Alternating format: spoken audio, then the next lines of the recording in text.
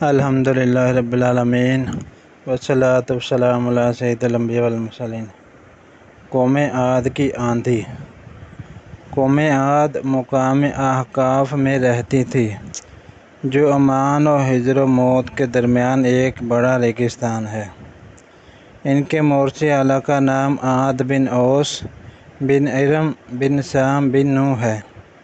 پوری قوم کے لوگ ان کو مورث اعلیٰ عاد کے نام سے پکارنے لگے۔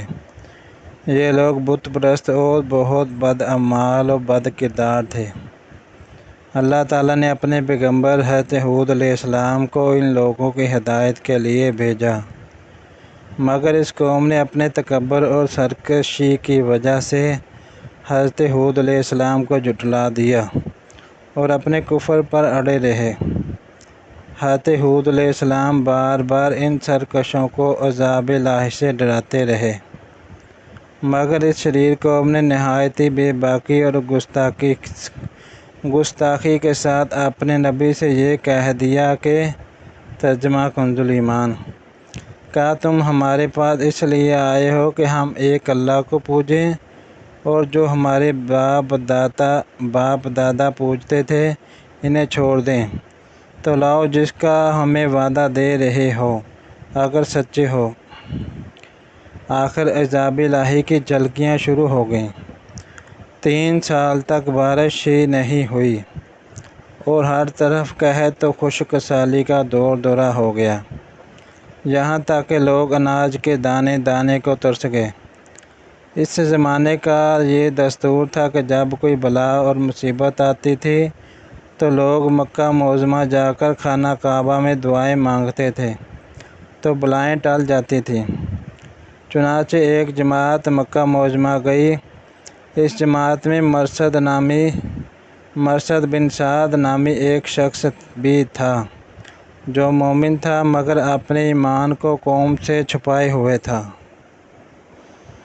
جب ان لوگوں نے کعبہ معظمہ میں دعا مانگنی شروع کی تو مرثد بن سعد کا ایمانی جذبہ بیدار ہو گیا اور اس نے تڑپ کر کہا، اے میری قوم، تم لاکھ دعائیں مانگو مگر خدا کی قسم اس وقت تک پانی نہیں برسے گا جب تک تم اپنے نبی حضرت ہود علیہ السلام پر ایمان نہ لاؤ گے۔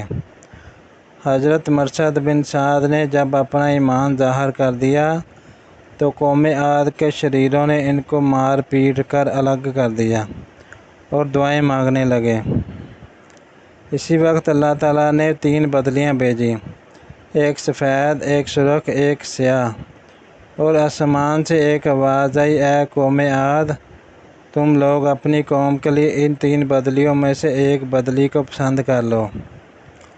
ان لوگوں نے کالی بدلی کو پسند کر لیا اور یہ لوگ اس خیال میں مگن تھے کہ کالی بدلی خوب زیادہ بارش دے گی۔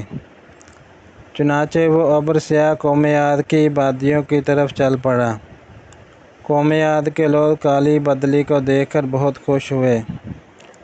حضرت ہود علیہ السلام نے فرمایا کہ اے میری قوم، دیکھ لو عذاب الہی ابر کی صورت میں تمہاری طرف بڑھ رہا ہے، مگر قوم کے گستاخوں نے اپنے نبی کو جھٹلا دیا اور کہا، کہاں کا عذاب اور کیسا عذاب؟ یہ تو بادل ہے جو ہمیں بارش دینے کے لیے آ رہا ہے۔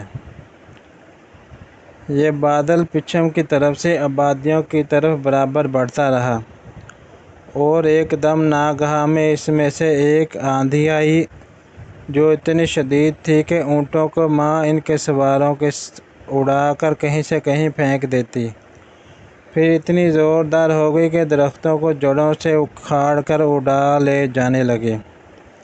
یہ دیکھ کر قوم عاد کے لوگوں نے اپنے سنگین محلوں میں داخل ہو کر دروازوں کو بند کر لیا، مگر آندھی کے جھونکے نہ صرف دروازوں کو اکھاڑ کر لے گئے بلکہ پوری عمارتوں کو جھنجھوڑ کر ان کی اینٹ سے اینٹ بجا دی۔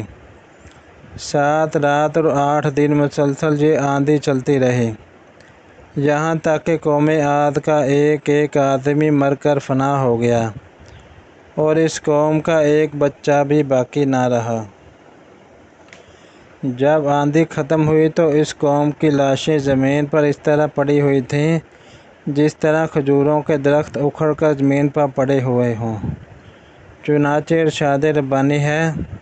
ترجمہ کنز الایمان۔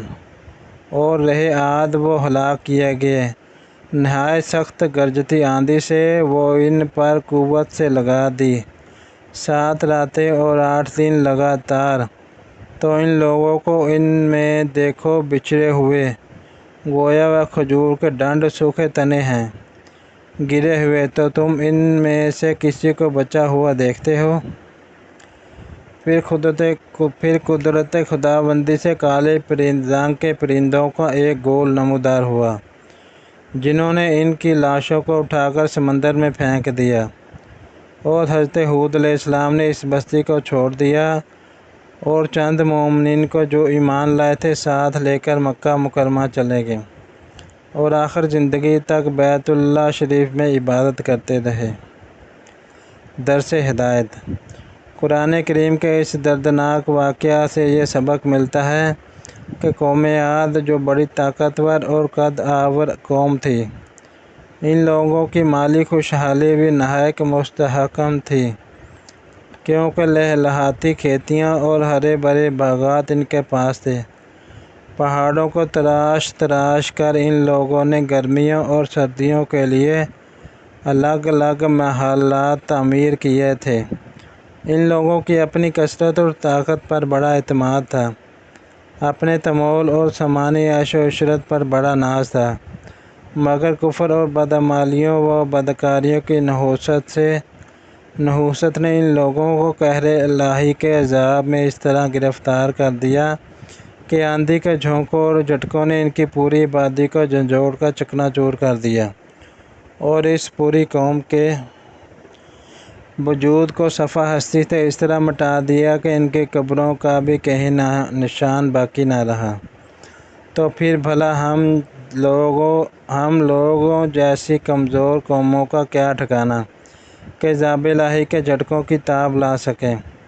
اس لیے جن لوگوں کو اپنی اور اپنی نسلوں کی خیریت و بقا منظور ہے، انہیں لازم ہے کہ وہ اللہ و رسول عز و جل و صلی اللہ علیہ وسلم کی نافرمانیوں اور بدعمالیوں سے ہمیشہ بچتے رہیں، اپنی کوشش اور طاقت بھر اعمال صالح اور نیکیاں کرتے رہیں، ورنہ قرآن مجید کی آیتیں ہمیں جھنجھوڑ کر یہ سبق دے رہی ہیں کہ نیکی کی تاثیر آبادی اور بدی کی تاثیر بربادی ہے۔